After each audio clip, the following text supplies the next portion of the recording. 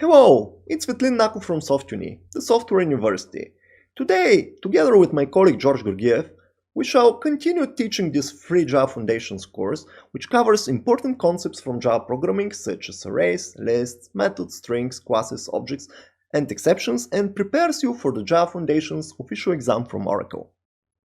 In this lesson, your instructor George will explain and demonstrate how to work with arrays, reading arrays from the console, processing arrays using the for each loop, printing arrays, and simple array algorithms.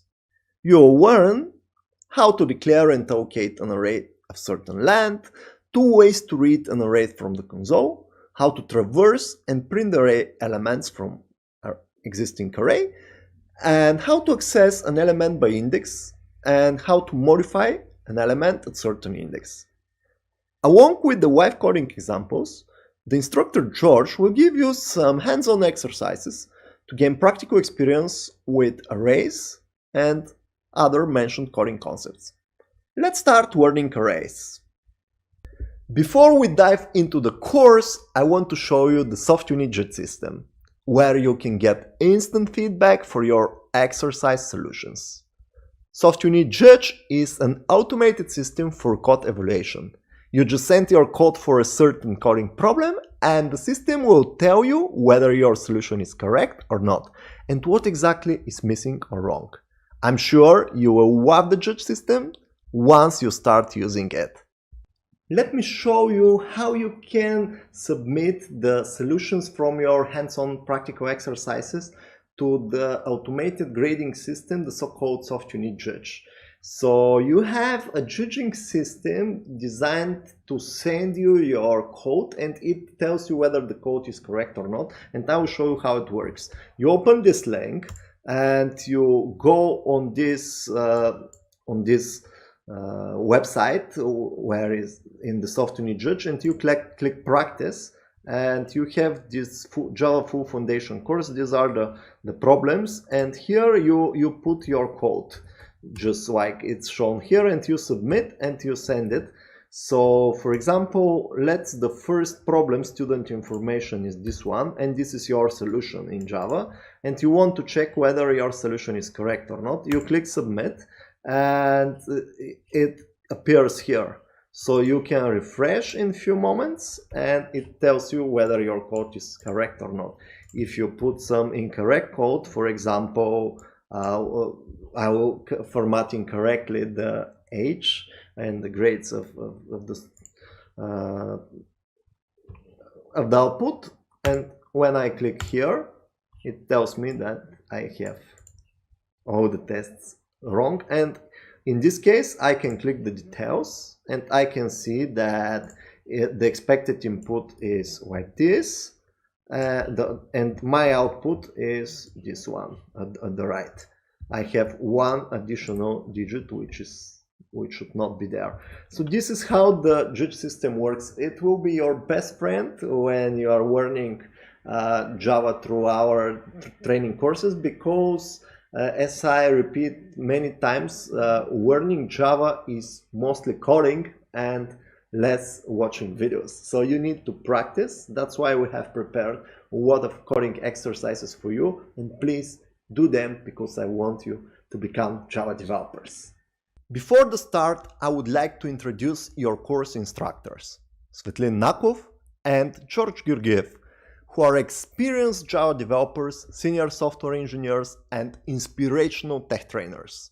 They have spent thousands of hours teaching programming and software technologies and are top trainers from SoftUni.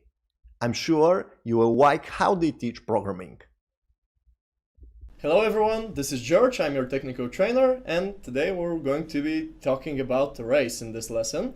And this lesson will actually complete our knowledge base for writing complete computer programs. I was going to say Turing complete, but we'll need to explain that in a bit. So up until this point, we were writing programs with one very important component missing, and today we will see how we can use that component to our advantage, and we will learn all the power that comes with using arrays.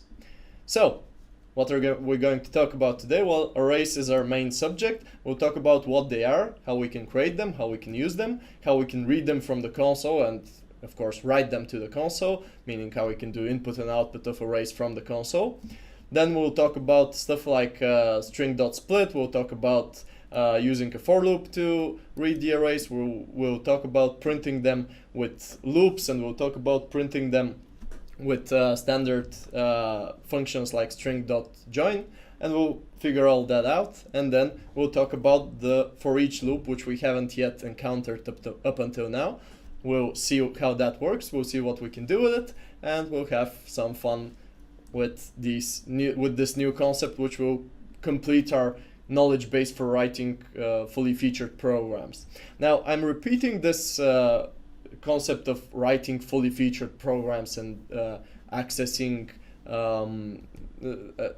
the full potential of programming. But what do I actually mean by that? Well, up until this point, we were creating programs which had branching. So our programs had branching of logic. So we could split our code execution into two parts. And we also had a random number of repetitions of some piece of our code. So we could branch our code, and we could repeat our code a number of times that was determined, for example, from the input from the console. However, we're missing a pretty important part of all of this, so we could, in order to write complete computer programs. Now, each computer program, each complete set of instructions and computer supports needs to have branching, needs to have repetition of code a number of times, which isn't determined compile time, meaning that, for example, you read an integer from the console, and that determines how many times you repeat some piece of code, or other conditions determine it. So those are two important things, but there's a third thing, and the third thing is allocating memory, and more precisely, allocating memory dynamically. Our current access to memory has always been through variables of primitive data types, and these primitive data types, although they do initialize memory, the amount of memory that the program needs is known compile time. We know what number of what methods we have, and these methods have variables in them, and these variables allocate memory. However, we have no option of allocating a random amount of memory during our execution of the program. So while the program executes, we're basically working with what we've coded into it from the start as memory. So however many variables we have created, well, we have that many bytes of memory, depending on, of course, the sizes of our variables. So there's a strict correlation between them. But very often, a program will need to increase the memory it uses based on user input or other conditions it encounters. So often you will have code that needs to allocate additional memory. And we're missing this part. We can't yet do this. So let's learn how to do it, and arrays will allow us to do exactly that. Now, to illustrate the problem, let's do a demo. So let's say we have a task in which we have to read integers from the console. Let's say we have numbers like so. So we have 4, 5, 1, 3, 7, and our task is to reverse these numbers and print them in reverse order. And even, let's not keep them on the same line, let's have them on separate lines. We want these numbers on separate lines. We want them entered, and let's have an initial number which tells us how many of these numbers there are. So in this case we have 5 numbers, so this will be the number 5. And let's make this one 42, so it's a bit easier to see where the numbers start and which part of the input is the number of numbers and which are the actual numbers. So let's change them to 42, 15, 31, and 7, for example. So these are our numbers, and we need to reverse them. So we have an initial count of these numbers, and we have the numbers as a sequence, and we need to reverse that sequence of numbers. Now, how would we do that? Well, let's say there are a fixed amount of numbers. So we have, like in a previous lesson, there was a task where there were 3 characters entered on the console, each on separate lines, and then we had to reverse these characters, and that was pretty much easy because we already knew the amount of characters on the consoles, because we already knew there were always going to be 3, so 3 lines of input. In our case, we don't know that. We are told the number of inputs on the first line of the console. So, but let's say we want to solve the task for the example of 5 elements. How would we do that? Well, if we don't know how to dynamically allocate memory, what we're forced to do is just create the variables which represent the input which we got. So we'd have something like int number 0, because programmers count from 0. You will see why I count them from 0. And then we'll have int number 1, and then we'll have int number 2, and then we'll have int number 3, and then we'll have int number 4. That's all of the numbers, right? Those are 5 numbers, just like in this case. 5 numbers counting from 0, that gives us a minimum index, let's call that an index, of 0, and a maximum index of 4 for 5 elements. Okay, so what do we do now? Well, we're going to need a scanner. So let's create a new scanner that reads from system.in, and we'll initialize that and put it into a variable, and that variable we will call scanner. And how do we read from that scanner now? Well, I just say number 0 equals scanner.nextInt, and continue on reading like that until I reach the end of my variables. And I'm limited by exactly that. I'm limited by the amount of my variables. Now, we could play along a bit here and write some conditional statements like if there are only 2 elements, we can only input these 2, and then if there are 3 elements, we can input these 3, and if there are 4 elements, we can input these 4, and so on. And that would be pretty ugly code, but it could work if we initialize all of these numbers.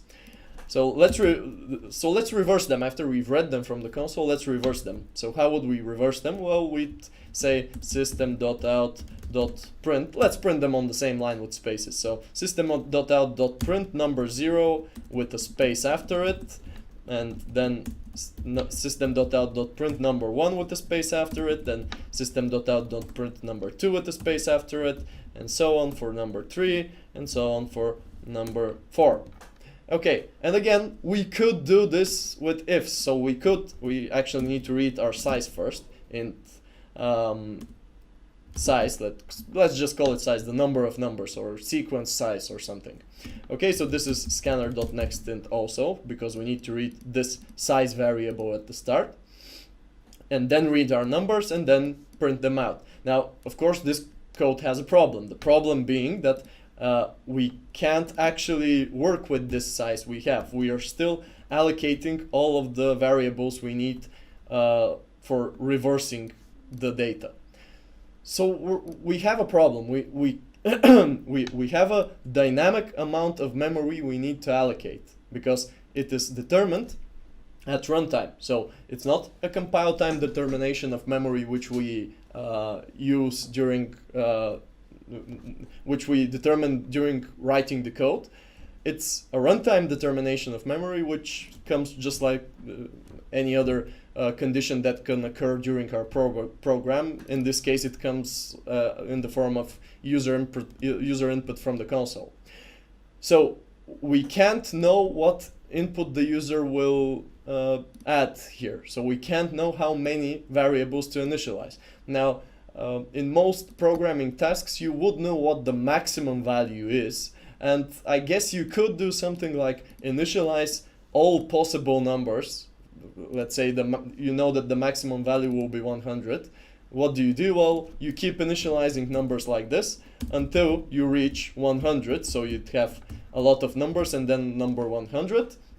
And then you'd read, you'd have an if before each nextInt reading, and whether and based on how many numbers there were entered in the initial input, well, then you'd do conditional checks which compare exactly with that amount of numbers. So you would do, okay, so how many, if your size is 1, you would be reading just this number. If your size is 2, you would be reading this number, and then you would be reading this number. If your size is 3, you would be reading the first 2, and then be reading the third number, but won't be reading the fourth number, and so on. So you get the idea. We would have numbers read one after the other, and we'd have ifs before reading each number. Now, obviously, this is very non-optimal. Even if we could do it, and we can't really do it because we don't know how many numbers there are going to be as a max value. Yeah, I just said if the max value was 100, okay, we could probably write them all. But if there were 4 billion or even larger, well, we can't do that. We can't do it, at least in a reasonable amount of time, and coding would be a nightmare if you had to do it like that.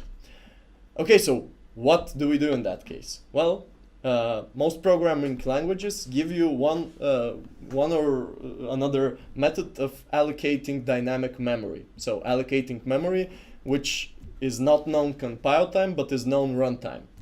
So what do I mean by that? Instead of initializing a fixed number of variables, what we do is initialize an array. Arrays allow us to initialize dynamic amounts of memory. So instead of having number 0, number 1, number 2, number 3, and so on, what we would have is, after reading our size, after we know how many elements we need, we would create a so-called array. How are arrays created? Well, arrays contain elements, just like this sequence of variables contains elements. It contains the number 0 and number 1 and number 2 and number 3 and so on. Okay, so arrays contain elements, and those elements have some type. So if we want to read numbers, well, we want to create an integer array. And how do we create an integer array? We begin with saying integer. It's pretty much the same as creating any variable. However, because we don't want a single integer, we want a certain amount of integers determined by the input, we place brackets over here. So what this tells Java is this isn't a single variable, meaning that it's not a single piece of data, it's multiple pieces of data. So this int array can contain multiple pieces of data, and we'll call it numbers. So up until this point, it's pretty much the same as initializing a variable, only you need to add these square brackets. Okay, so we have the numbers, and then we say these numbers are equal to a new, just like we used new for initializing big decimal and big integer or string and so on. The same way we use new to initialize an array. And now here we say new int, because we're having an int array, an integer array. We say new int, and what Java wants to know is how many ints. So it sees this is an array, and it needs to know how many ints we want to initialize. Okay, so how many ints do we want to initialize? Well, we want to initialize a size number of ints. So whatever the input was stored in size, we need to initialize that number of integers. Okay, so this creates a so-called array, and that array contains this amount of elements, meaning that this line of code initializes as many ints as there is size entered here. So if we got 6 for size, then this will create 6 integers in memory. If we got 2 in size, it will create 2 integers in memory, and so on. Okay, and numbers points to that memory. So numbers is the variable which contains the array. So this is the array, and we are saving it into this variable. Okay, so how do we use that numbers array? Well, we could do the same like we did here, although it wouldn't be initializing an int variable on each line. It would just be, let's remove these, it would just be numbers, and then to access an element of numbers, we just open brackets and then write in the index we want to access. So just like we had number 0, number 1, number 2, number 3, and so on, we can do number 0, number 1, number 2, number 3, number 4, and so on. So this accesses the element at that position. So for 5 elements, this would be the first, the second, the third, the fourth, and the last element. Okay, and if we want to print them, what we can do is, again, access them by their index. So we don't say number 0, number 1 directly, we place these brackets around the index we want to access. So these brackets are your multi-tool for arrays. You declare arrays with them, you define their size with them, and you access their elements with these brackets. So this code, up until this point, is pretty much the equivalent of what we had for the variables. The only difference is that we're using a non-fixed number of elements for initialization. Okay, so now the next cool part is that we don't need to do it like this, because this over here is just a variable, right? This is a value. This is the integer literal 1, integer literal 0. And this is the integer literal 1, and this is 2, and this is 3, and this is 4. Wherever we can place a literal, we can place a what? We can place a variable, correct? Okay, so how can we walk through all of these numbers over here, and instead of typing in manually based on the size, instead of typing in manually, how can we do this automatically? Well, we're repeating the same piece of code, right? We're repeating the access to the element, the reading from the console. So we're repeating code. This code executes, and it should execute this amount of times, a size amount of times, correct? Okay, and the only thing that changes is the index over here. Well, guess what can start from an index and reach another index and repeat a piece of code by supplying it its index? Well, that's the for loop, or one of the other loops.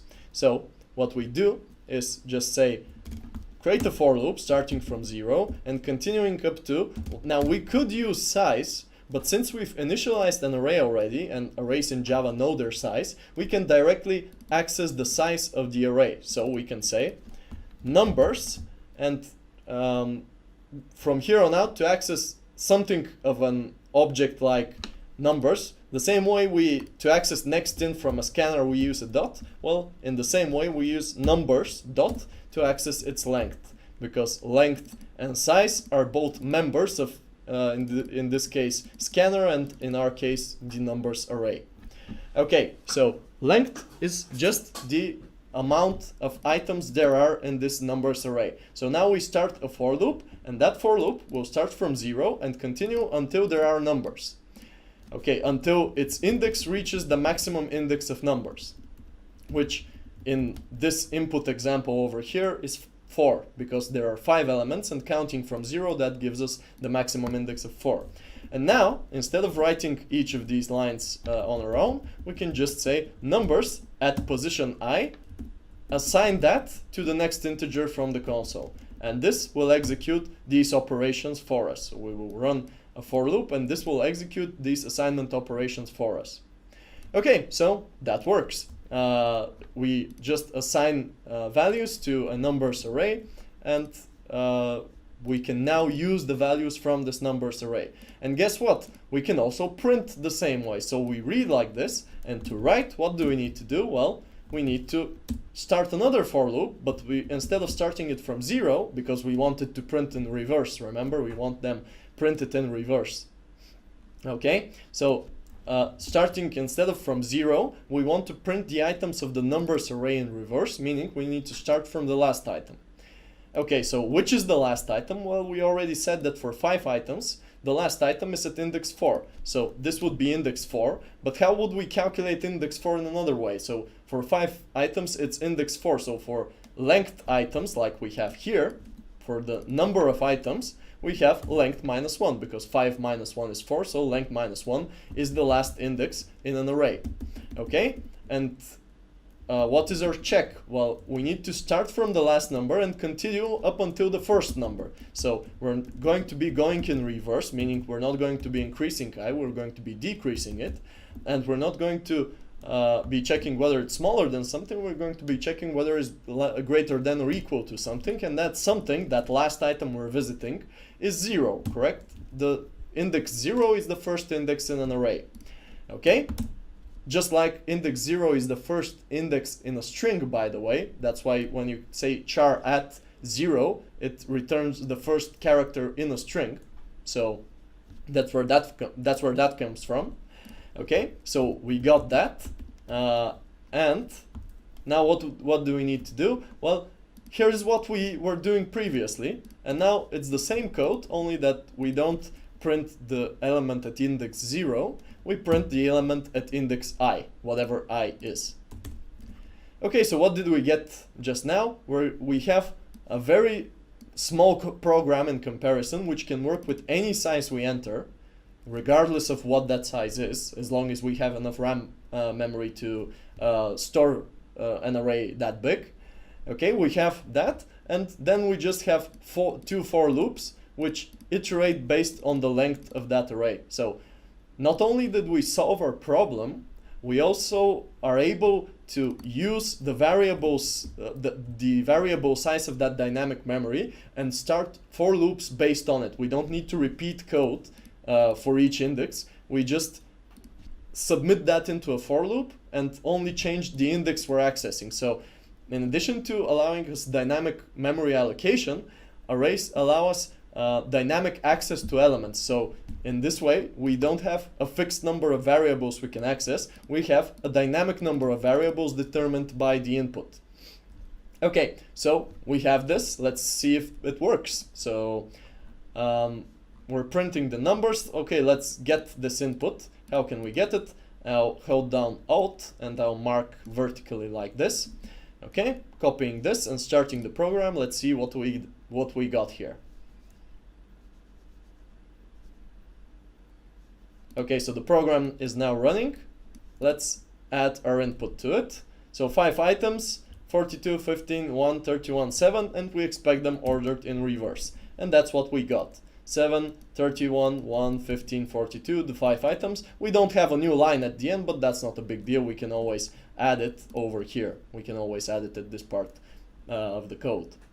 Okay, so this thing worked. Great. Let's see from what we can do with arrays from here on out. So this is what an array is. An array is just a normal variable which stores multiple data points, multiple parts of information. You can think of it like storing multiple variables inside a single variable and having the option to access them programmatically, meaning that you don't need to know their names. Their names are just formed by the name of the array plus the index at which that element is located. And other than that, the reading and writing of these elements is the same as using any normal variables. If the variable was called numbers I or numbers 1 or whatever, it would be accessed and written to the console, read from the console in the same way that any other variable can be. So each of the variables here inside the numbers array are just normal variables which you can work with like any other variable. Okay, so these variables here are called elements. So an array contains elements, and these elements have indices. An index is just the position of that element in the array in relation to the other elements. So you have the element at position 0, you have the element at position 1, you have the element at position 2, and so on. Arrays are continuous pieces of memory, meaning that you have your RAM memory over here, and you have an array, in our case our array numbers, and that simply points to a place in memory where the array starts. And you have the item, the element 0 over here, and then you have the element 1 over here, and then you have the element 2 over here, and then you have the element 3 over here, and the element 4 over here. For a 5-item array of numbers, that's what you have in memory. So each of these, since numbers was an integer array, each of these is 4 bytes. So this is 4 bytes, this is 4 bytes, this is 4 bytes, this is 4 bytes, and this is 4 bytes. So for a 5-item array, this is a sequence of 5 times 4 consecutive bytes in memory, meaning 20 bytes in memory for this whole entire array. And these bytes are consecutive. That's very important for arrays. That's why arrays can work the way they do by accessing elements, because they know that their items are always sequential. That's, by the way, the reason they start from 0, because numbers points to the first position, and to get to any position you need to offset from where numbers points. And how much do you offset? Well, if you want to offset to the first position, you need to move 4 bytes to the right. And if you want to go to the 0 position, well, you move no bytes to the right, because numbers points to the first position. Okay, so that's what an array is. An array is just a sequence of integers in memory which we access programmatically using an index. Okay, and let's go back to the lecture and start examining them in more formal details. So an array is a sequence of elements. It is typically illustrated like somewhat of a sequence of squares which are numbered with indices from 0 to the length of the array, to the number of elements, minus 1. Okay, so this is an array of 5 elements, and arrays have a fixed size. You can't change the size of an array. Once an array is created, it will always be that size. You can change what the variable points to, because the variable is just a container for the array, meaning that this is the array, and this is a variable that happens to point to this array at this point in time. Later on, we can just say that numbers is something different. So we can say numbers is now a new integer array of 3 elements. And this would forget the old elements. So numbers will start pointing to a new array. The old array will be detached from this numbers variable, and it will drift along and be removed from memory at some point when the Java runtime decides that we're not using it anymore. And numbers will be pointing to a new array. So we're not resizing the original array, we're just forgetting about it and using another one. We're making numbers point to a new array.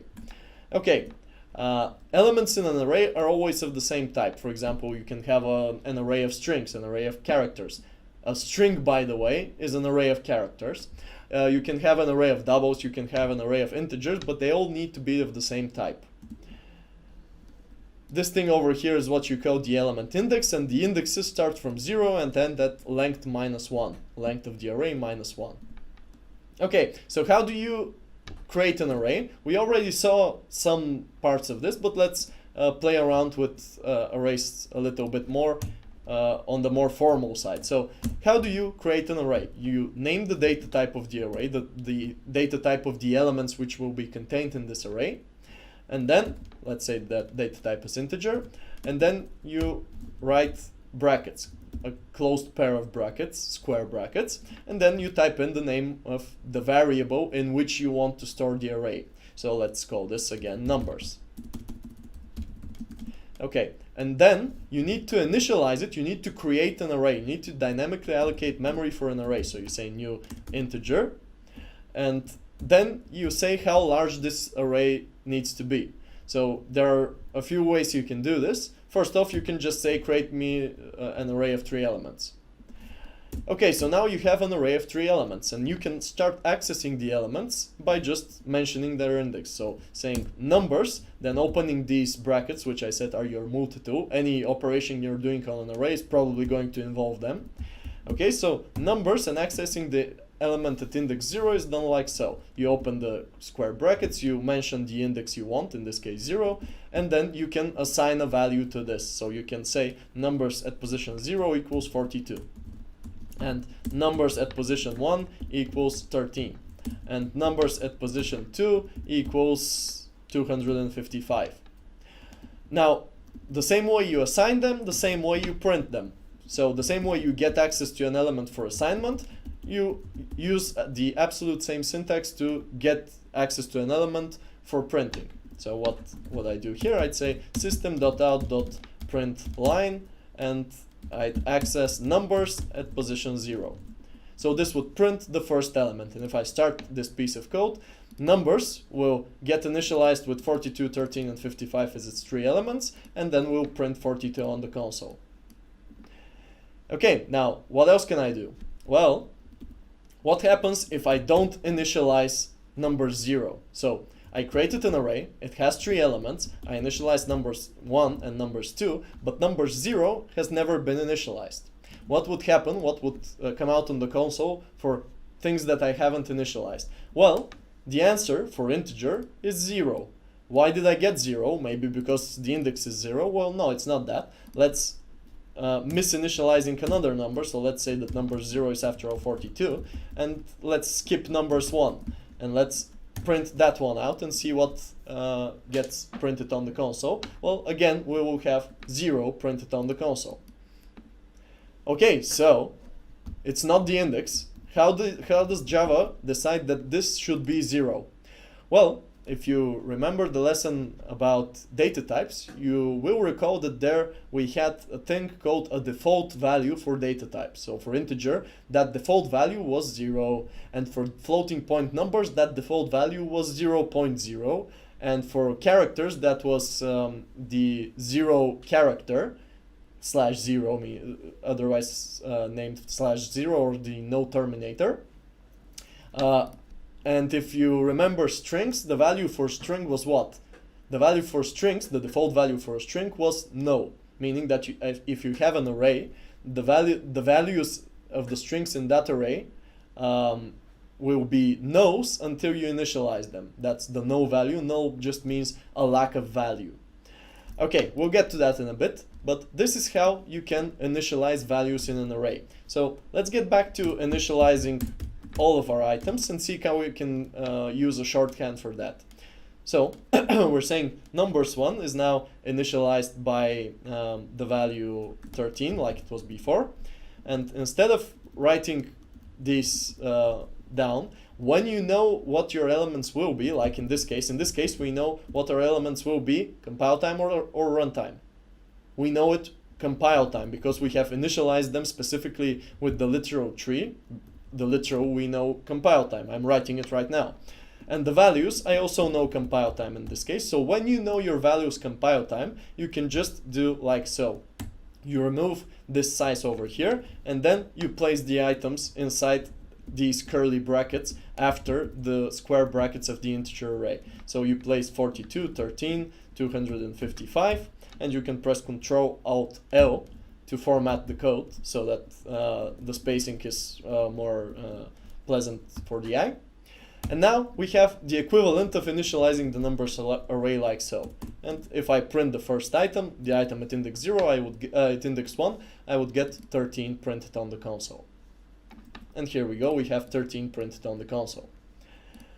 Okay, and again, I can iterate this array with a simple for loop. I can say for index starting from 0, continuing until we reach numbers.length, and that would give us at each iteration, we'd have each index in the numbers array. Not that I is specifically tied to the numbers array, but since it's increasing from 0 up until numbers.length, at the first iteration I will be 0, the second iteration I will be 1, and at the third iteration I will be 2, meaning that we would access each of these elements, 0, 1, and 2, and we can do whatever we wish with them. Let's say we can print them on the console.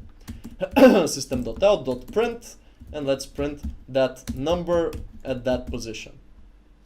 And we can add a space after it, and we can even add, after that printing, we can even add system.out.println, print an empty line so that the array is represented on a single line on the console instead of having something else after it. Okay, so starting this, we're going to see 42, 13, and 255 printed on the console with spaces. Okay, so that's one thing we can do with arrays. What else can we do? Well, let's get back to the lecture. So this is a way of initializing a numbers array. And as I said, all elements in that array are going to be going to contain the value 0 initially. If that's an array of integers. Now we can also initialize them by using these curly brackets as I demonstrated, and we can assign values through a for loop. Now, I already showed how we can assign values through reading from the console. This example here just assigns each index, each position to the value 1. So all of the elements in this numbers array are going to be the number 1. So there are going to be 10 ones in our array of numbers. Okay, so length holds how many elements you've got in this array, and this brackets operator accesses the element at that position. You can play around with the elements any way you want. You just need to mention the name of that element, and the name of the element is just the combination of the name of the array and the index of the element placed in square brackets. Again, we did this a few times already, so I hope you already got the drift of what we're doing. It's just 10 integers, 10 integer variables, and the name of each variable is determined by the numbers array, and an index, a number, which determines its place in that numbers array. Okay, now what happens if we access an element outside the numbers array? meaning what happens if we access index 10? Well, what's the maximum index for an array of 10 elements? It's 9, right? 10 minus 1. The maximum index is always max index is always length minus 1. Okay, so what happens if we access the position at length? So what happens if we say give me index length, give me the element at index length? Well, what happens is a so-called array index out of bounds exception, meaning your program crashes with an error message containing this inside it. We will explain exceptions in another lesson, but for now all you need to know is that the program will crash. So you cannot access elements outside of your array. Same thing would happen if you have a negative index, if you try to access index minus 1. Okay, so that's an array, and that's how you access its elements.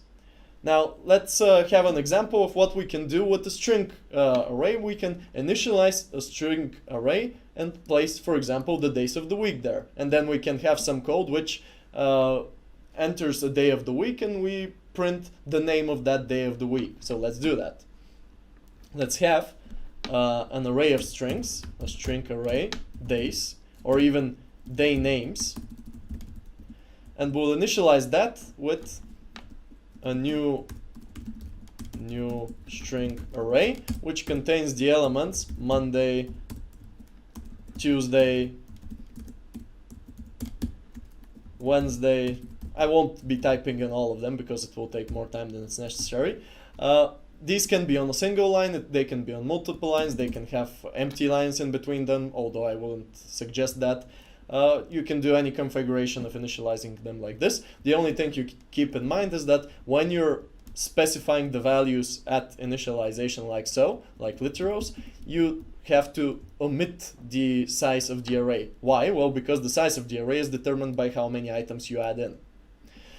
Okay, so what do we do from here on out? Well, we can let's say we have a task in which we need to read a number from the console. That number will be a number between 1 and 7. That's important, between 1 and 7. Okay, let's add all of the days so we can implement the task fully. So Thursday and Friday. I won't be singing because you will not want to watch anymore. Okay, so Saturday. There was a song about Saturday too. And Sunday. There are a lot of songs about Sunday and on Sunday. Okay, anyway, so we have our weekdays, and we're going to have an input between 1 and 7, and we need to print the name of that day. So 1 will be Monday, 2 will be Tuesday, and so on.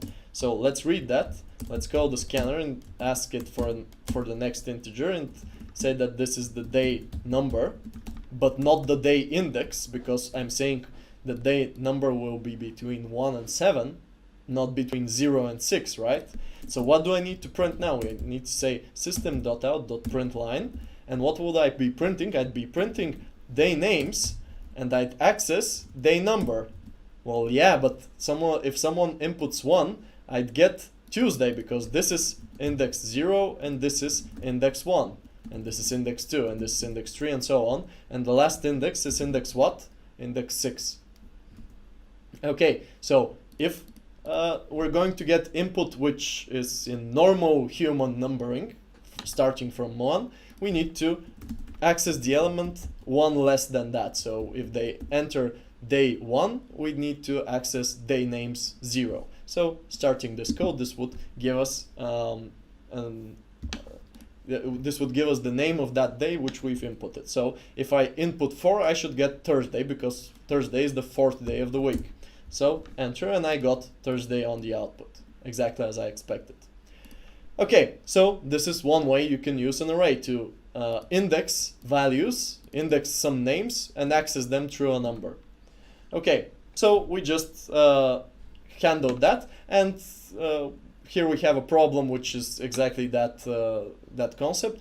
One thing in addition, we have to print invalid day if we don't get a number between 1 and 7. So that would be just an if condition that prints something else if the index is different than the range 1 through 7. Okay, so here's a solution which does that, and again, I suggest you write that code yourself.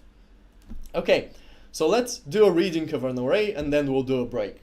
A simple reading of an array. Now we already saw how we can read an array by knowing its length as input from the console, because that's the first thing we did. The first thing we did was enter a number from the console and then initialize an array with that size. So how does that happen? Well, you read the number of items you're going to need, then you initialize an array with that number of items, and then you start a for loop starting from 0 and continuing to that number of items, although here I'd prefer r.length because I already know that this array is at most this number of elements and I don't need the n anymore. That way I'm reducing the span of n because I'm not using it as well. I'm reducing the usages of n and I'm using only the array and its own sizes to determine the loop, but n is fine too. Okay, and then I just start an iteration which starts in at index 0, it accesses element 0 and it reads it from the console. And then at index 1, it accesses element 1 and reads that from the console. And then at index 2, it accesses element 2 and reads that from the console, and so on and so forth. Okay, so that's how you read an array from the console if you know the size, if the size has been entered on the console. But if you don't know the size, there are other ways to read an array from the console. So one of these ways is by reading an array from a single line on the console, and this is actually a pretty common case when reading input from the console. Now, how do we know when to stop? Well, if we have a fixed size, we execute our loop that number of times. But if we don't have a fixed size, we need to have something else which indicates when we should stop. In this case, because this is a single line on the console, we know that that single line will end in the new line character. And do we have a function that reads until it reaches the new line character? Well, yes, we do. And that function is called scanner.nextLine. So what we do now is we'd say scanner.nextLine. That will read us these symbols. So this will get us a string containing these symbols, only the symbols. Those symbols are not yet numbers. We don't have an array yet. We actually have an array of characters because a string is just an array of characters. So this string line is just an array of characters, but they're still characters. They're not numbers separated into multi-character sequences which represent integer values. Okay, so how do we get them as such numbers? Well, lucky us, the string object, our line here, has a split function. What does the split function do? Well, you supply a separator by which you want to split. Actually, you supply a regular expression, which we will talk about in a further lesson, by which you want to separate your values. Now, if you just want to split by spaces or any other character, you just type in this character over here.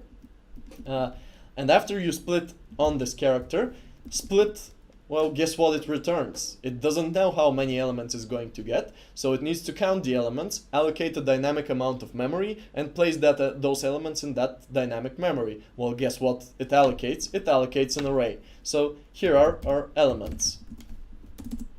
Okay, so how did we get them? We got them as strings. Why didn't it return it as numbers? Well, because it doesn't know if those are numbers. I could have entered something like hello world and read that from a single line of the console, and that would actually be an array of strings. So splitting a string just gives us the elements as strings, and from there on out we have to decide what to do with these elements as strings. Okay, so in our case we have a string array of elements and we want to have an integer array of elements. Okay, so let's create an integer array of, let's call them numbers. How large is this array going to be? Well, it's going to be as large as elements, so I'd initialize it as a new integer array which is as big as elements.length. Okay, and from here on out we just need to copy the values from the indexes at elements into the indexes at numbers. So we have, for example, if we entered 12, 42, 13, after splitting this single string into multiple strings, what we get is 12 as a string, then 42 as a string, and then 13 as a string. Okay? So this is an array of strings. This is the first string, this is the second string, this is the third string. So this is the string at index 0, this is the string at index 1, and this is the string at index 2.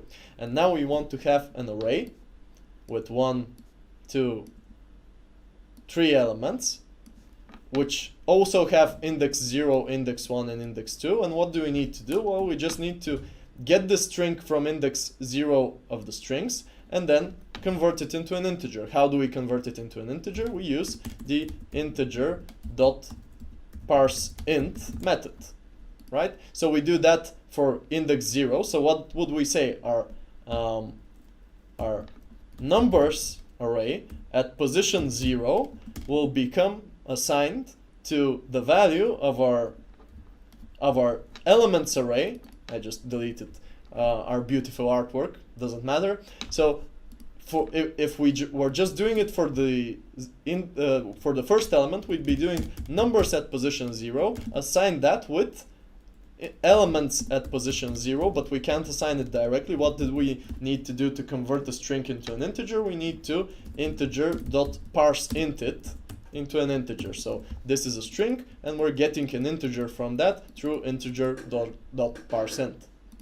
Okay, and that gives us the numbers array element at position 0. But we don't need to do that just for element 0, we need to do it for element 1, 2, and for element 2, and for element 3, and so on. So how do we do that? Well, we run a for loop. So we say start a for loop from 0, continuing up until, now both elements and numbers are the same size, but since I'm writing into numbers, I prefer to use their size. So numbers.length. Okay, and now we just say for a single index, it was numbers at position 0 equals element at position 0, and that parsed to an integer. In this case, since I will always be the next index in the array, we just do numbers at position I, assign that with integer.parseInt of elements at position I. And that's it. We now have our numbers entered over here. And we can do whatever we wish with them. Just so you see that the reading is correct, let's start the code and see in the debugger how the numbers array looks like.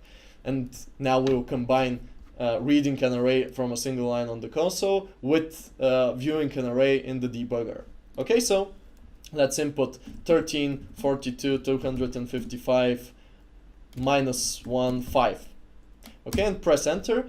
Let's see, it seems that our code reached this part, and now let's see if our array looks correct. So here's our array. We can expand it over here and see its elements. So, oh, I actually expanded the elements array, but that's fine too. Let's see them both. So the elements array are the strings 1, 3, 4, 2, 255, -1 or -1, and 5. Those are the strings. What did we get in the numbers array? We got the numbers 13, 42, 255, -1, and 5. Okay, so we read them correctly. And if we want, we can print them on the console or calculate a sum for them or whatever we want to do. But this is how you read a line of integers from the console. These 1, 2, 3, 4, 5, 6 lines do that. Pretty neat, huh? It's a pretty short program for reading something which we haven't yet gotten any practice with. So here's some code which does the same thing, and you can do it with functional programming too. There is the Stream API in Java which allows you to do such sequence operations one after another over an array. So how can you do that with a single line of code? Well, you tell Java to convert your items into a stream. Streams are things which can be managed by doing operation on each of their items. And then you say for each of the items, where item is this, where I'll use this as the name of the item, parse that item into an integer and use this result, and convert that to array.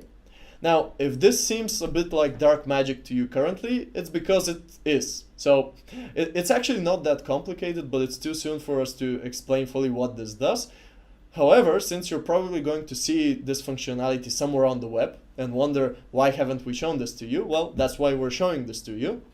And if someone is interested, they can study this even further on, but for now it's completely okay to read with for loops. Actually, I prefer reading with for loops, even though I can use this and I understand how it works.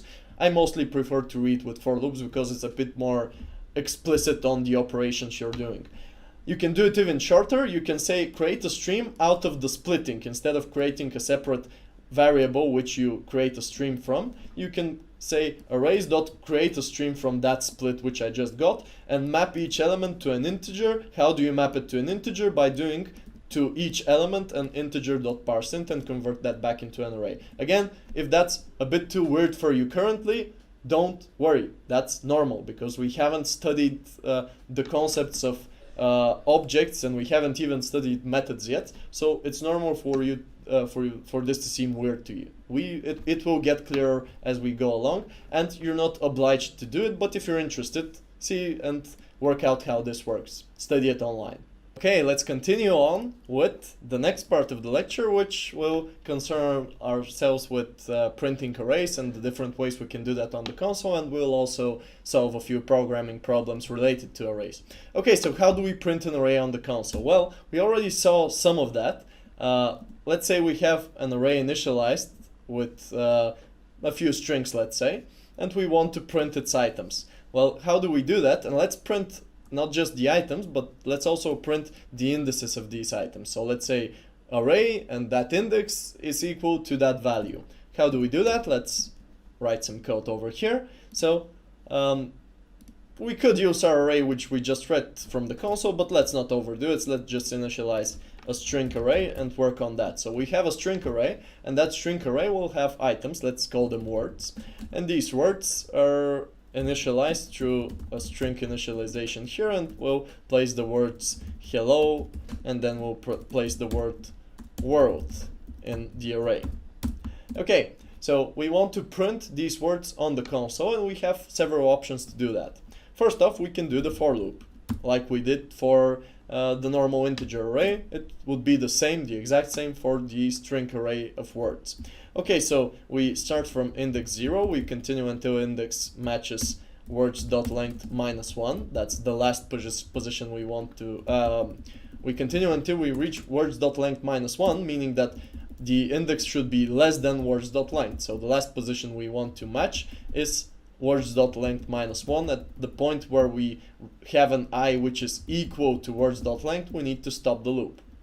Okay, so now what do we do? Well, we just print out the word at that index. And I also said let's print out the index along with it. So let's print a formatted string, system.out.print f, print a formatted string. And in that formatted string, I want to say that words at position something, at position digits. So actually let's write it simply and then we'll replace whatever we want. So words at position I, we want to say that that is equal to So we want to say words at position, some position over here, is equal to the value at this position. So we want to say that words at position, for example, words of 0 equals, let's say, hello. That's what we want to print. So let's say that we want to have words 0 equals hello. That's what we want printed for the first element. Okay, so let's generalize this for all elements. So this would print words 0 equals hello for all iterations of the loop, but that's not what we want. We want to do this concept, but we want to do it with the specific values of the element at index 0 and element at index 1 and element at index 2 and so on. Okay, so this won't be words 0, but it will be words, the digits of an integer number. What is that integer number going to be? Well, it's going to be the index in that words array. And now we need to just print the word at that position. And since it's a word, it's going to be a string. And that string we print with %s. And to place that into the format, we need to access words at that index. So starting this code, and we might want to have a new line at the end. And starting that code, we'll see hello and world on two separate lines. Here we go. Words at position 0 is hello. Words at position 1 is world. Okay. So we just printed out an array of strings on the console. We also saw we can print it out just the words themselves. We can separate them with spaces. Now let's do something more interesting. I want us to print each word, and I want the words to be separated by spaces. But I don't want actually, okay, let's do it like this. I want the words separated by commas. So I have a word, and I have a comma, and then I have another word, and I have another comma, and so on. Okay, so how would I do that? Printing the words is simple. Let's just print them like this. So starting it like this, we'll just print the words with no separators between them. So I will have hello world attached, concatenated on the output. Okay, so how do we add a comma, you say? Well, one way is to just attach the comma to the printing operation, but this will not exactly work, right? Because it will print commas between our words, but it will also print a comma at the end. And we don't want that comma at the end. We want the end to finish without a comma. We only want commas in between our strings. And by the way, we need a new line at the end so that we can separate our output from the debugger messages, like this one.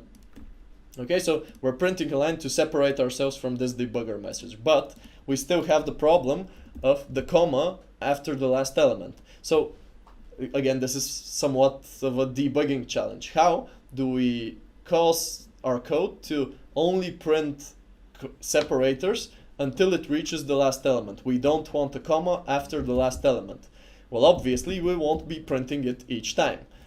So we will be printing it under some condition. Under what condition do we print the comma? Well, we want to print only when we are not at the last word. How do we check whether we are at the last word? Well, we say if the index equals words.length -1, then we are at the last index, right? So this here is the last index, because words.length -1, the last index of an array is always the length of the array -1. So in this case we have item 0 and item 1, element 0 and element 1, and the total size of these elements is 2. So -1 would give us exactly the last index. Okay? And in this case I would only need to print words at this position. Otherwise I would print words followed by a comma. And this should work. If I start this code, I will see hello and world separated by a single comma and with no comma after world. So that's fine, but I want to make this code look a bit better. So now I have a lot of repetition. In both cases, I'm printing words at position I. So in both cases, I'm doing this.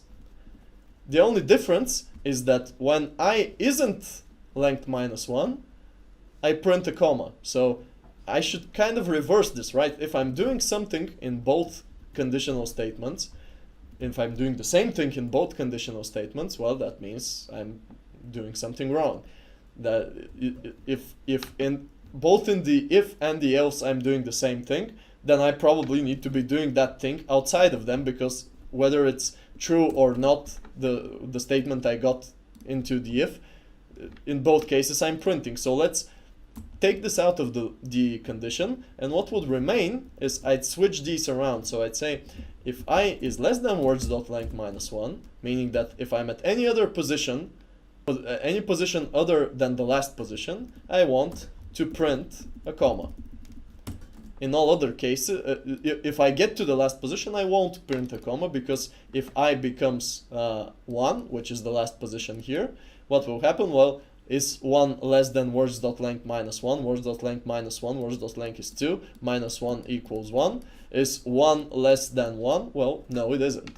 And since it isn't, this comma will not be printed. Okay, so starting the code like this, we will get the same result, but the code looks a bit more understandable.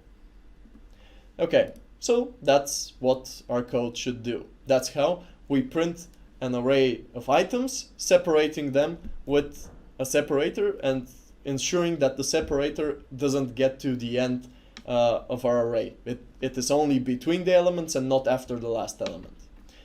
Okay, so we did that. And that's one of the ways in which we can print a list of integers on the console. Now, here's a task we already solved. We have an array, which is defined on the console as a single integer followed by that number of elements, and we need to print them in reverse. We already did that at the start of this lecture, so we won't repeat this task. The solution which we have over here is pretty much the same one we implemented ourselves. Okay, however, let's see something else. In addition to printing ourselves, if you have a string array, and this only works for string arrays, not for other array types, if you have a string array, instead of coding this all by your own, this printing with separators, you can simply use the built-in string functionality. You can use string.join. Now, string.join accepts one parameter, which is a delimiter, in this case a comma, in our case where we wanted to separate them with commas.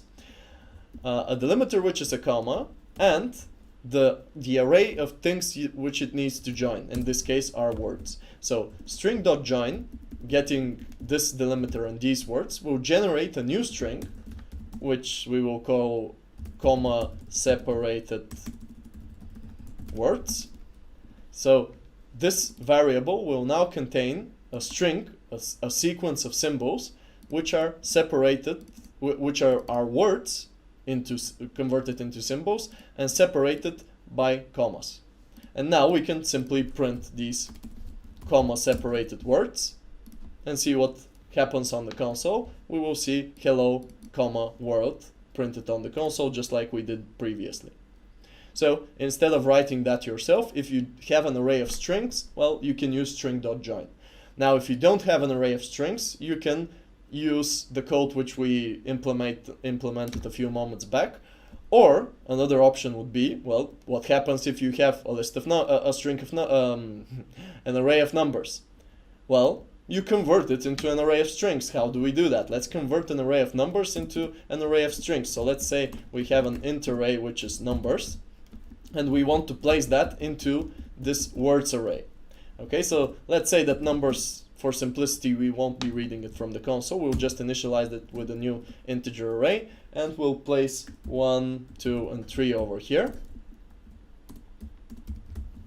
Okay, and now we want to convert this integer array into a string array. And how would we do that? Well, the way we do that is go through all of the items in the numbers array and place them in the matching positions in the strings array. So first we need to initialize the strings array with that appropriate amount of elements. So we'd say numbers.length, initialize the string array with numbers.length. And from here, we just need to loop through the words array. So I'd say start from index 0, continue until you reach words.length. And at each position in words, place the number from numbers. Okay, so we can't do this directly because numbers is an integer array and words is a string array. So we're trying to put an integer in the place of a string, but that's something for which we have an easy conversion. Just like we have integer.parseInt, which converts an integer into a string into an integer. Well, the same way we have string.valueOf, and we supply it with an integer number or something else, and that converts it into a string and saves it into words. So now let's print these numbers on the console separated by a comma using this functionality. And we got 1, 2, and 3 printed on the console with commas. Great. So we have that implemented now, and we have another way of printing to the console. Just convert your numbers array into a strings array by copying the items using string.valueOf, and then just use string.join to join them. Now, there are advantages and disadvantages to this approach. Of course, to do all of this, we need to have an entire string array, which we need to print. Whereas if we just iterate the numbers and use the code we wrote a few moments ago, which manually separates them by a delimiter, well, in that case, we wouldn't need to allocate a new string array, and that would use up a bit less memory. But if you're not concerned about memory in the program you're writing, this is a completely fine solution. Okay, so I just showed you string.join. By the way, you can also join by nothing. If you leave this as an empty string, well, that would just concatenate these strings which you entered. So instead of 1, 2, 3 with commas, you would just receive 1, 2, 3 as a sequence of characters. Okay, so that's another way in which you can print arrays to the console. Now, we have another interesting task over here. We need to reverse an array of elements, but instead of just printing them reversed, now up to this point we were printing reversed when we were reversing. In this situation, we want to reverse the array itself, so we need to exchange the items inside the array, like so, like it's demonstrated over here. We need to exchange the last item with the first item, the second item with the second last item, and so on. Okay, how do we do that? Well, there are a few ways we can achieve that. Well, the easier way is to just create another array and start from the last index of the first array and copy into the first index of the second array. And so you're copying in reverse. That's one way of doing it, but let's not cop out like that and actually swap the items in place. This is called an in-place algorithm. What does in place mean? It means that it works in the place it has begun, meaning that starting it on an array of strings will reverse that array, not create a new array, meaning it won't need more memory than is needed for the input. Okay, so let's say we have these words again. It doesn't really matter how we get them. Let's say we get them from these Okay, let's actually initialize these words as input from the console, since it's good to practice our reading of arrays. So let's say we have a list of strings from the console on a single line and we need to read them into an array of strings. How did we do that? Well, we used scanner.nextLine to get the entire line of strings, and then we split that by spaces, because that's our separator here, spaces. Split that by spaces and receive our array of strings. So this is a string array, and let's call it, we can call it strings. It's not necessarily words, it could be symbols. So we have our strings array over here. And now all we need to do is walk that strings array and swap out indexes.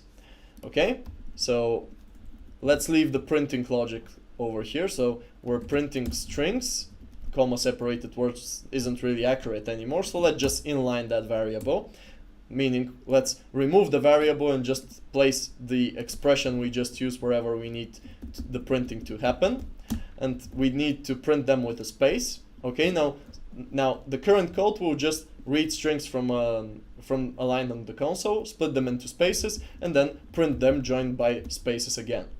We need to swap around these items in such a way that the last items become the first items. Okay, so how would we do that? Obviously we need a for loop, so we need to be accessing elements inside the array, and each of these elements we need to do something with. What are we going to do with each of these elements? And for how many elements are we going to do it? Let's take a look at the slides again. So what do we need to do? We need to exchange the first item with the last item, and then the second item with the second last item. And how many times do we need to exchange? Well, since each time we're touching two elements, that means that we only need to do as many operations as there are elements divided by 2, since each time we're playing with 2 elements. So if we have 5 elements, 1, 2, 3, 4, and 5, how do we exchange these? Well, we exchange 1 and 5, and then we exchange 2 and 4, and that's it. We don't need to exchange anymore, because if we continue exchanging, we reverse it again. So we only need to continue until we reach index, the index that is the number of elements divided by 2. So if we have 4 items, how does that look like? 1, 2, 3, and 4. Well, it's again, we exchange 2 and 3, and we exchange 1 and 4. If we have 4 items, 1, 2, 3, 4, 5. If we have 5 items, I meant, we exchange 1 with 5, 2 with 4, and that's it. So in both cases, we reach index 2, meaning actually we reach index 1, because index 2 is the index we shouldn't be reaching. This is index 2 here, this is index 2 here. So in both cases, our loop runs from 0 up until it reaches the index before index 2, so 0, 1, and we stop at 2, and 0, 1 here, and we stop at 2 again. Okay, so whether it's an even number of items or an uneven number, an odd number of items, we, in both cases, go until we reach the dot length divided by 2, and we need to reach before this, so less than this. Okay, so we need a for loop that goes from 0 to strings dot length divided by 2, and now we just do what? We need to exchange two indices. Which are these indices?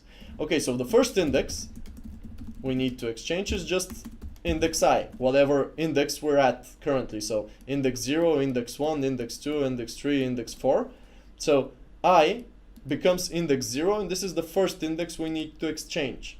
And we need to exchange it with which index? Well, index 0 we need to exchange with index 4. What is index 4 expressed through the variables we have? Well, index 4 is strings dot length minus 1, right? That's index 4 in our case. Okay, what happens when I becomes 1? So I becomes 1, pointing at the character B. Which index do we need to exchange that with? Well, we need to exchange it with index 3. What is index 3 described as variables which we have? Well, strings dot length minus 1, and then minus 1 again, right? So string dot length minus 1 is the last item, and strings dot length minus 1 and again minus 1 is the next element. But what is 1? Well, 1 is I, right? So I is index 1, and this is what we're using over here. And if you think about the first index, well, here we also have minus I, but it's minus 0 because I is 0 the first time around. So what's the formula for the opposite index on the other side of the array? It's just int, let's just say that this is the left index and this is the right index. So the right index is what? It's strings dot length minus 1, that gives us the last element, and then we need to offset it as much as I is offset from the start. So if I is offset from the start by 0, we will offset it by 0, and then if it's offset from the start by 1, we will offset it by 1. Run this formula around in your head, do a few calculations with it, and you'll see what happens. You'll see that this provides the exact indexes we need. Okay, so we have the left index and we have the right index, and we need to swap them around. How do we swap around two variables? Well, you probably know by now that to swap around two variables, you need a third variable in which to store one of the two, because you would be overwriting one of those two, and you would need to use the swapping variable to overwrite that one to the other value. So, simply said, if you have a bottle, I know that's a weird bottle, bear with me. So, let's say you have a bottle of water, and you have a bottle of tea. Let's even give it a bit of color. Now I know this doesn't look like tea, but bear with me, please. Okay, so you have a bottle of water and you have a bottle of tea. Let's indicate that this is water. Okay, so a bottle of water and a bottle of tea. In order to exchange them, well, you can't just pour the water into the tea or vice versa, because you'd mix them. Okay, what you need to do is grab another bottle. So grab, let's say, this bottle over here, which is empty, it doesn't contain anything, and move the contents of the water bottle into the green bottle, then move the blue bottle's contents into the red bottle, so the previous water bottle's contents are now filled with the yellow of the tea, and now this green bottle, which got the red bottle's water, needs to be moved inside the blue bottle. So you need a third variable. How do we do that? Well, let's create a third variable, string, and let's say this is old left, the previous value of left, and we'll assign that to strings from the position, we'll assign that to the string at position left index in the strings array. Okay, so old left is strings, give me the position at left index.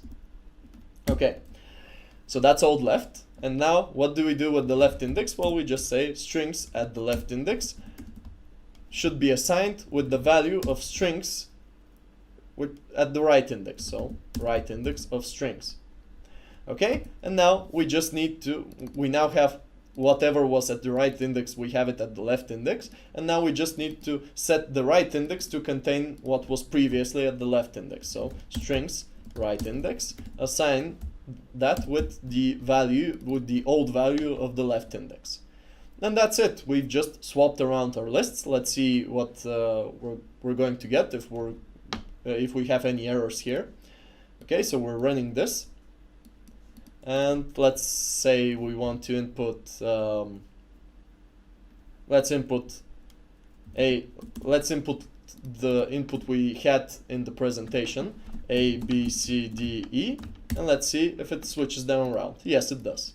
And now we should try out with an even number of values, because that's where we could have a mistake. Okay, let's go with 1, 2, 3, 4 and see. Okay, that converted it into 4, 3, 2, 1. Okay, so we solved that issue, and the code over here is pretty much the the code which we had in our case, and you can check it and try to implement it yourselves. Okay, let's continue with the last part of the lecture, in which we will see another for loop. Now, we already talked about loops in a previous lesson. However, this is a new type of loop which is strictly related to arrays or other types of sequences of elements, and we will study about other types of sequences further on.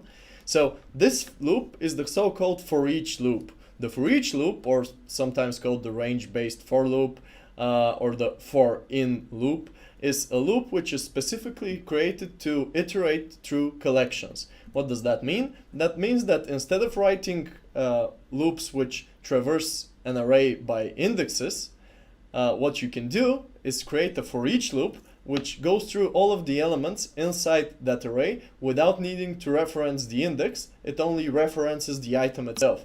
So how does that work? Well, it works by providing you an element at each iteration, but not providing you an index. So you only have access to the element itself, but not the current index. Okay? It's a read-only loop, meaning that you can't actually edit the items inside the array. We'll show that in a bit. And it looks like this. You type in for, just like you would for a normal for loop. But after that, you specify the collection you want to iterate, like, for example, an array. You prefix that with a column, and you say that you want to iterate each item inside that collection, and you can use var instead of writing the type name of whatever you have in the collection, or you can just write, if you have a collection of integers, you just write int item. So this says at each iteration you will be supplied with an item variable, which will be the next item in that array or collection. So let's do that in our code. So here we had a printing of strings on the console with a space.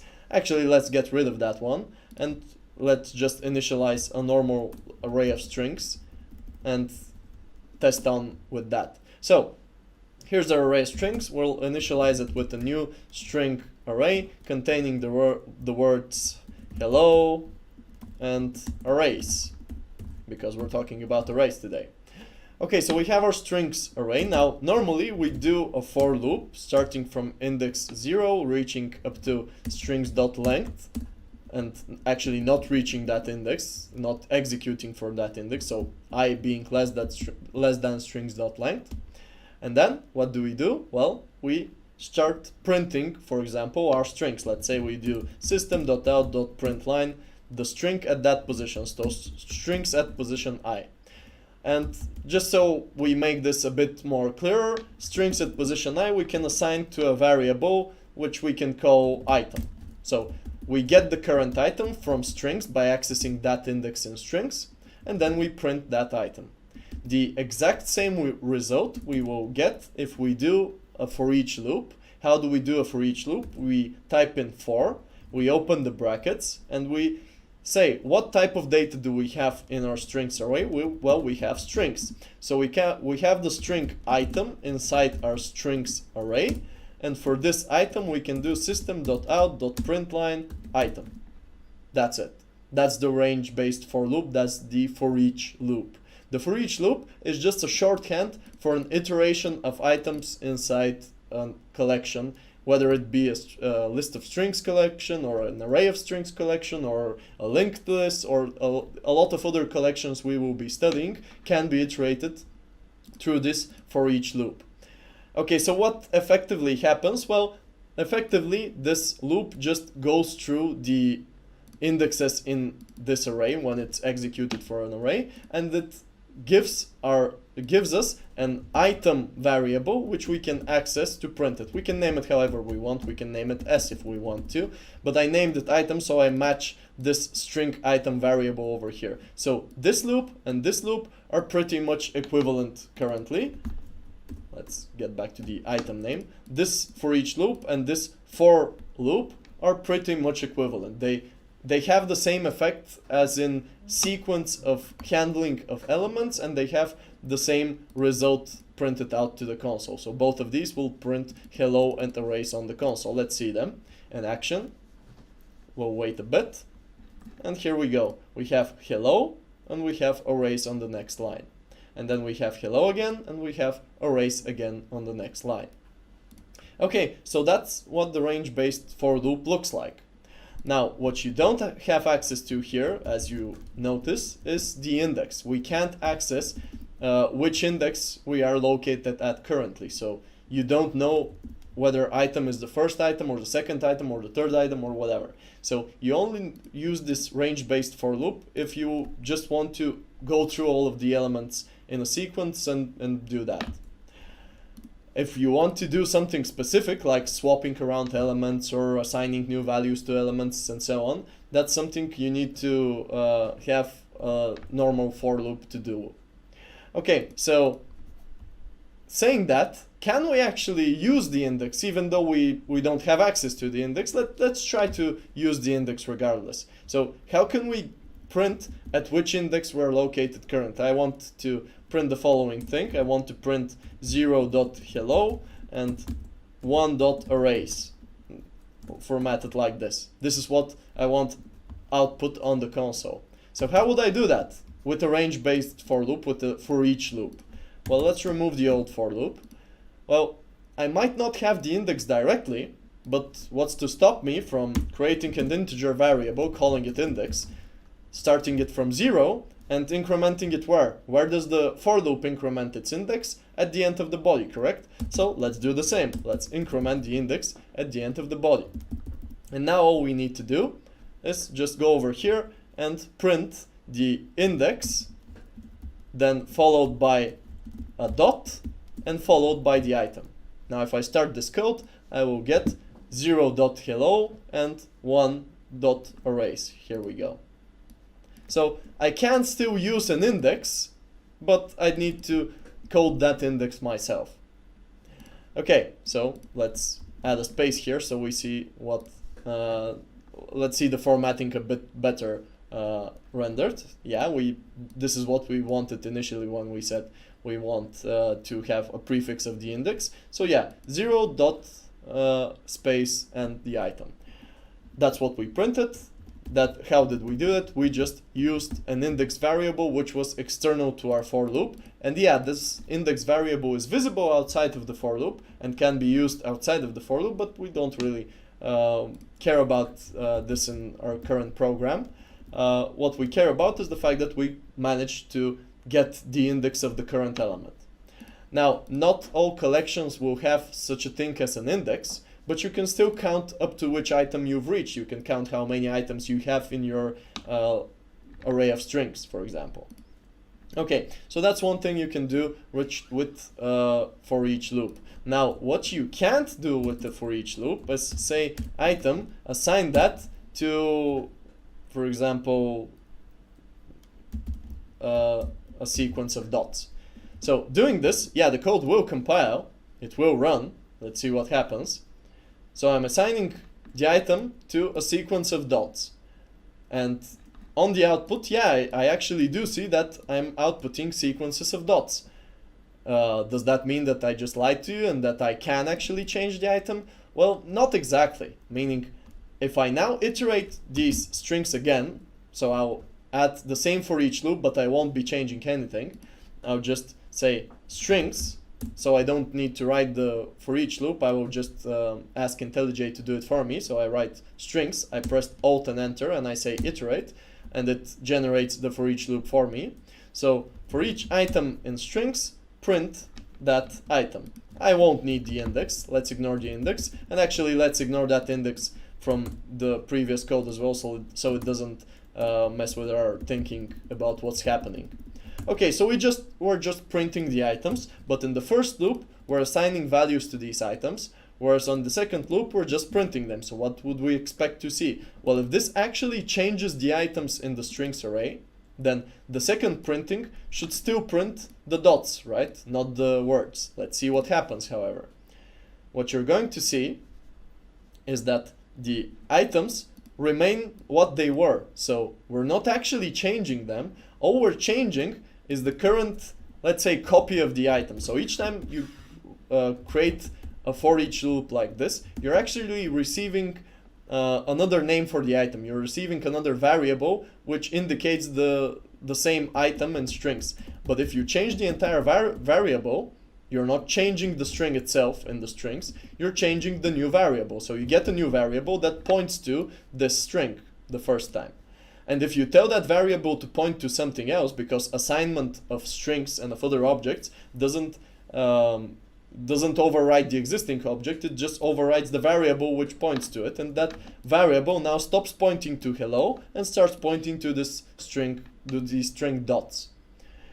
And if we iterate it again and not mess with the variable, it will still point to whatever it was supposed to point. So here we're not changing the item itself, we're just changing, imagine in this for each loop, on each iteration, we just receive, let's say that this is a apartment, and we're walking through apartments, and we're visiting the first apartment, and then we're visiting the second apartment, and so on. So in order to visit the apartment, we need to know the address of the apartment. So by doing a for each loop like this, what we're actually doing is receiving an address, like First Broadway Street or something. So we're receiving First Broadway Street, and we're visiting that First Broadway Street, and this First Broadway Street, we're receiving it written on a piece of paper. So this is our piece of paper. It's not the apartment itself, it's just a piece of paper which has information about where that apartment is located. So this variable is just something that contains information by which Java finds where the actual object is located in memory. And if we take that sheet of paper and just scribble something on it, we won't change the apartment itself, we won't change the apartment, we're just changing the sheet of paper's address, and it will point to something else. And if we try to visit that something else, well, we will see something else. But we didn't actually move the apartment, we just received a copy of the address, like we received a card, a business card, which indicates the address. If we scribble something on that card, that's our problem. The person which gave us the business card still has another business card and still has their address. So we didn't change the address itself, we just changed what was written on the business card. So by changing the business card and printing it, yeah, we printed something else because we scribbled on the business card, but the original business's owner still has their apartment and still has other business cards which they can hand out. And if someone else visits the actual business card addresses, they will see the actual apartments. Whereas I am seeing something different than the actual apartments. I'm seeing whatever I scribbled on the business cards. So editing the item inside the for each loop doesn't actually edit the item inside the array. Here you're just receiving, you can think of it like receiving a copy of the item. So the for each loop receives copy of the items. A copy isn't exactly the correct description in the long term, but for now it's a good way of understanding it. Imagine that you're receiving a copy of the string. Okay, and iterating it like this will just print that copy of the string.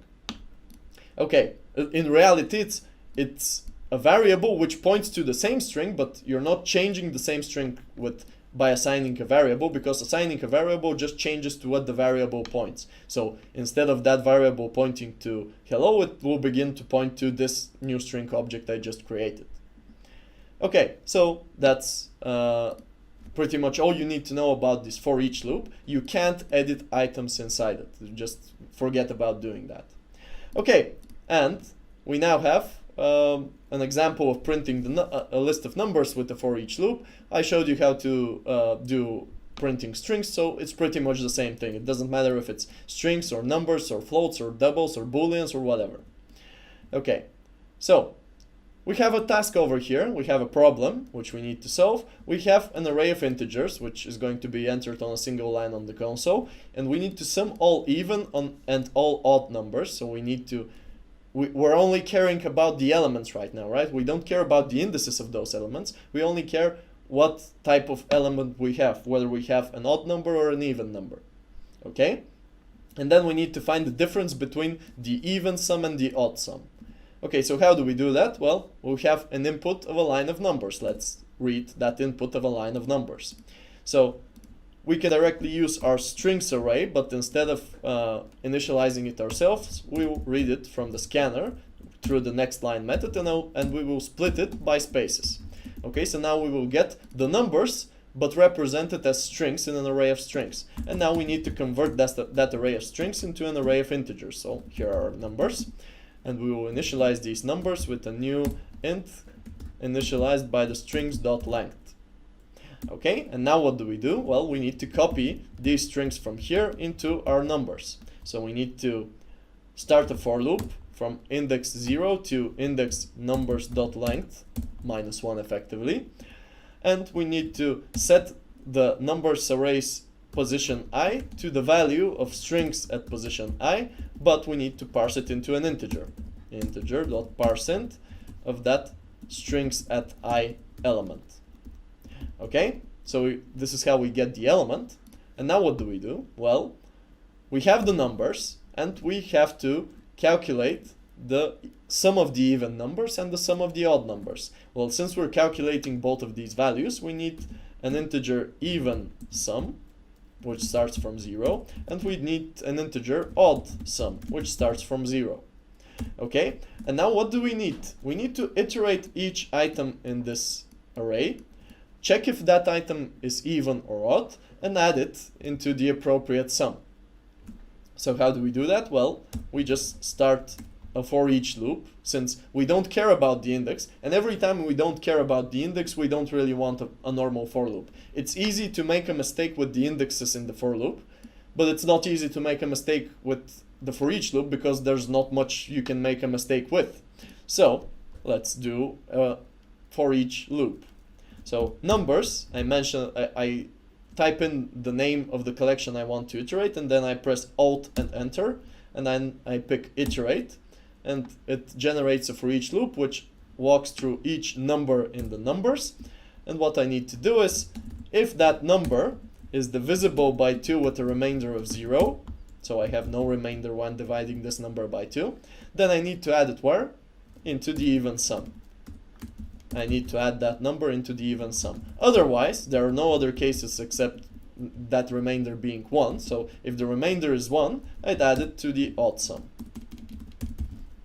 Okay, and I just now need to print the difference between these. Okay, so for 1, 2, 3, 4, 5, 6, I should get the result 3. Why do I get the result 3? Well, because I have the number 1 is odd, 3 is odd, 5 is odd, so I get 8 from that. And I have the even numbers are 2, 4, and 6, and I get 2 and 4, 6, and 6 is 12, and I subtract, okay, I'm not, my calculations are wrong, this isn't 8, 3 and 5 is 8, so 3 and 5 equals 8, and 1 more equals 9, so this is 9, and the sum of the even numbers is 12, and the difference is between even and odd, so I need to subtract odd from even, and I'd get 3. Okay, let's see if that works. I need to print on the console system.out.println even minus odd. Okay, and now start this and I'll see what happens. I will copy the input from these examples and test it out in this in the console. So for this input we received 3, that seems correct. Okay, we should receive minus 35 for this. Let's check with a negative value. So with a negative result. Pasting this, minus 35. Okay, so now I should test around with the other inputs so that I can be sure that my program is working correctly. But I will not be playing around with that currently. I will just continue on with the lecture. My advice is, again, solve this task by yourself and try to test with different inputs and see how you can implement it in another way. Maybe implement this task with a normal for loop, see how that changes things, and so on. Okay, so here in the solution which were provided, we have reading of the input through a stream. You can play around with this one too, instead of using my approach of reading from the console with the for loop. Or you can continue with using, or you could do this approach, you could do my approach of just parsing items one by one. Both of the approaches will be fine enough at this point of the course. And from here on out, it's pretty much whatever we wrote a few moments ago. Okay, so before we reach the summary, let's do one more thing. So before we reach the end of this lecture, let's do some nested iteration of our numbers. So let's solve the following task. We need to find the smallest difference possible between two numbers in the array.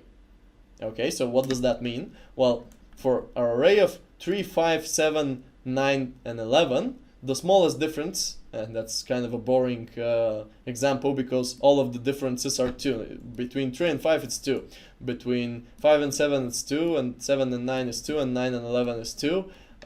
And all other differences are larger. We need to find the smallest difference. Okay, let's pick some of this data. All of this data is kind of boring. Okay, let's figure out our own data. So let's use this as an example. We have the array which contains the items 7, 1, 13, 5, 2, 33. So we need to find the smallest difference between two numbers in this array, but not consecutive numbers, any two numbers in this array.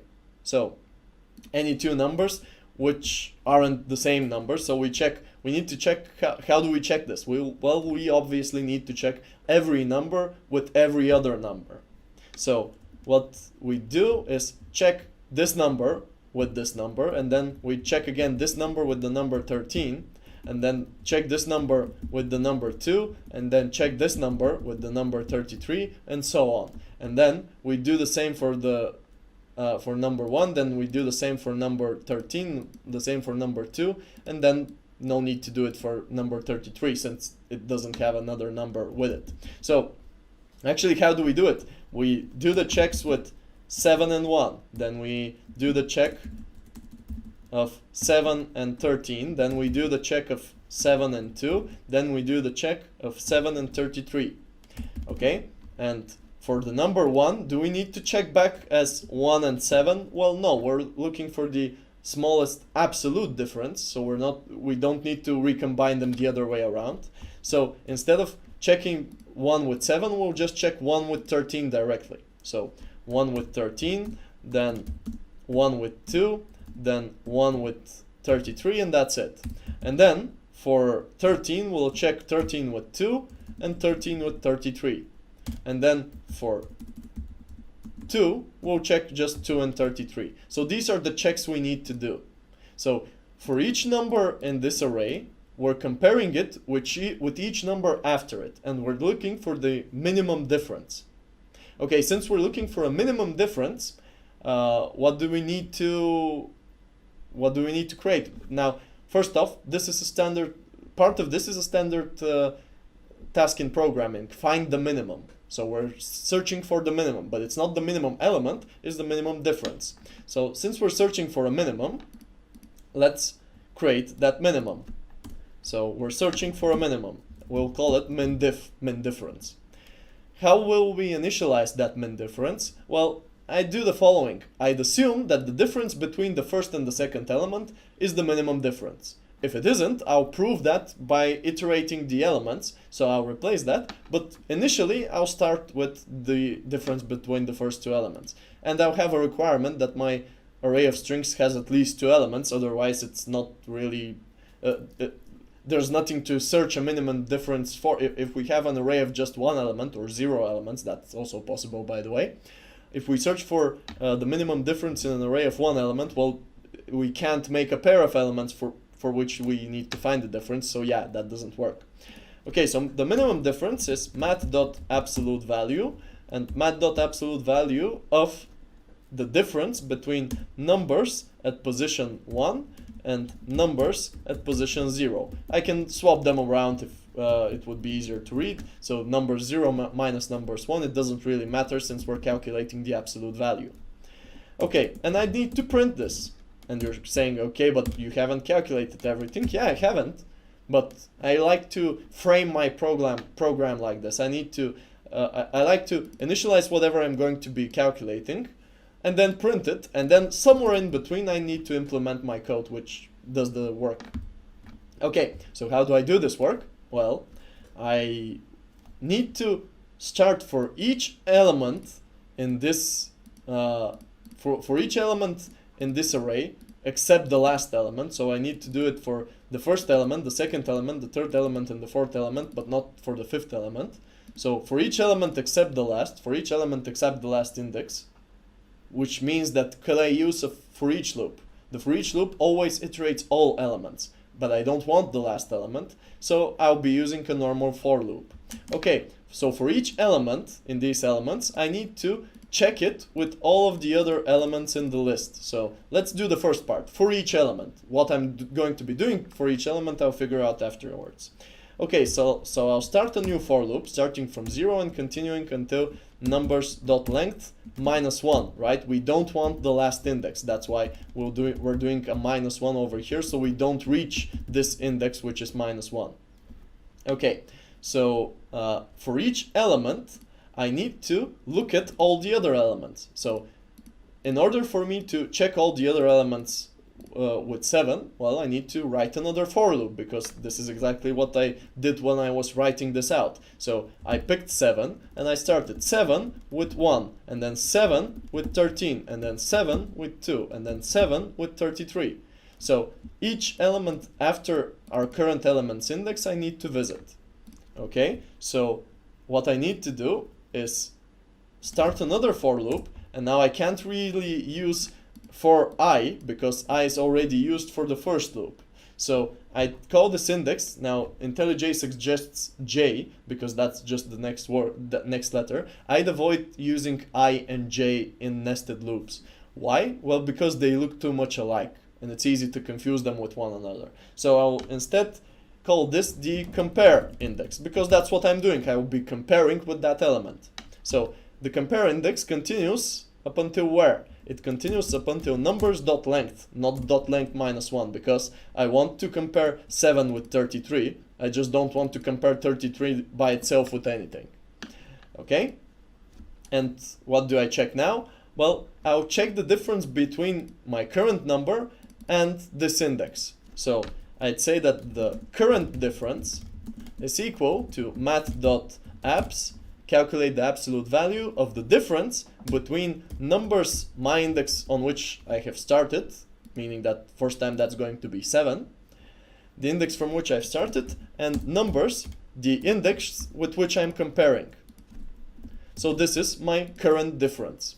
Okay, so now I have, I've walked this array, I've walked each of its elements, and for each of its elements I've walked all of the other elements. And actually, have I walked all of the other elements? From which index do I need to start? Well, I need to start from the index after my current index. Look, I'm comparing 7 with 1, not with itself, not with index 0. And then I'm comparing 7 with 13, and further on, I'm comparing, I'm comparing 2 with 33, and only with that. I'm not comparing any of the previous indexes. Okay, so this isn't correct over here. I should start not from 0, but from what is my base element with which I'm comparing. It's at index I. So I need to start from index I plus 1. Okay, so this is my current difference, and from here on out it's just searching for a minimum element. So this is the current element and this is the current minimum. So when do I need to change the current minimum? Well, if the current difference is less than the current minimum, then the current minimum will become the current difference. And that's it. And I print the current difference here. Let's check if this works. So for these, the minimum difference seems to be between 1 and 2, and that should be 1. Let's see if that's true. We paste that code and we get 1.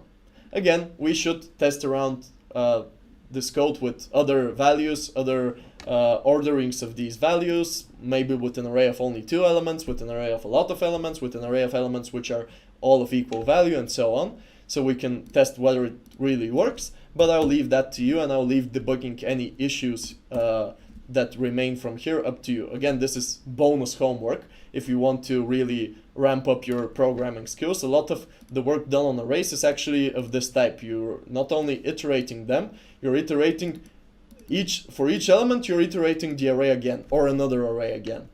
Okay, so what did we learn today? We learned that arrays hold sequences of elements, and they allow us to allocate programmable amounts of memory, meaning we can say how much memory we want allocated.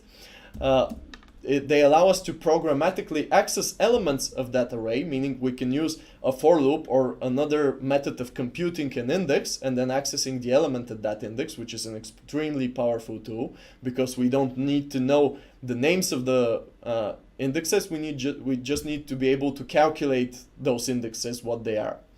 Okay, we saw how we can allocate an array, and we saw how we can access elements of that array, and we saw how we can read elements from the console for an array, and how we can print elements on the console through the string.join method if they're strings, or through a for loop which just prints the elements. And we also saw the for each loop, and we solved a lot of programming puzzles, and the last one of which was a pure bonus, which we